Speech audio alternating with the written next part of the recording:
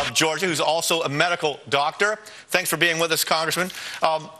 90% of women, polls show, 90% of women approve of abortion rights in the case of a danger to a mother. And isn't it kind of much harder for the Republicans to gain among women when that kind of opinion is out there? Well, people have their opinions on this issue. It's a very divisive issue. There's no question about that. And I'm a very, very strong Catholic, pro-life, OBGYN physician, as a matter of fact, and certainly opposed to abortion on demand. But these are issues that are very important to women on both sides of it. And I think we ought to be respectful to both sides of the issue.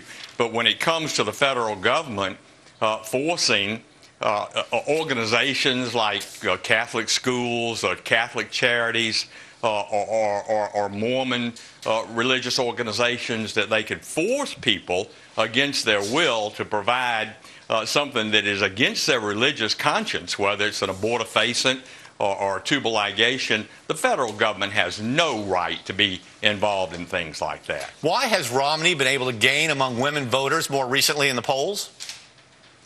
Well, Dennis, that's a great question. And the reason is because women care about the same things that men care about. All this divisiveness, this gender divisiveness is absurd on the part of the Obama administration. Women care about jobs. They care about unemployment. They care about their tax rate.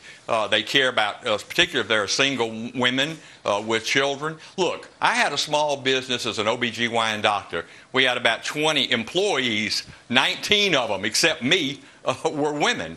I have 5 grandchildren, a wife of 42 years. I know about women, and I know about their concerns, and they're just like everybody else. You can't divide people by their race or their gender or ethnicity or religion. But that's what this Obama team is all about. Now, polls also show only 30% of women actually see the abortion rights issue as a really critical issue. Is the Romney campaign better off going after the economic message, or this latest thing where they placed an ad quoting a former Obama supporter, a woman saying, hey, he's not so extreme against abortion as you think? Which is the better sell?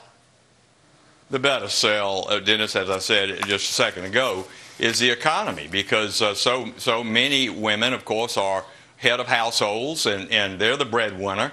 And, you know, when my wife graduated from college a few years back, and women could only get 3 jobs. They could teach school, they could be a secretary, or maybe a flight attendant for an airline, as she was. Now they're CEOs. I mean, you look at the Obama, I'm sorry, no, don't look at Obama, but you look at the Romney administration when he was governor of Massachusetts, and the number of women who were in executive agency head positions, his chief of staff, his lieutenant governor. Right. So, I mean, it's a different time. Okay. So we can't let Obama divide us on an agenda basis. And no one's using binders for anything anymore. I don't think it's all digital. Thank you very much for being with us, Congressman Phil Gingrey. And notice I didn't roll my eyes or laugh condescendingly or inappropriately at any time during the interview. There you go.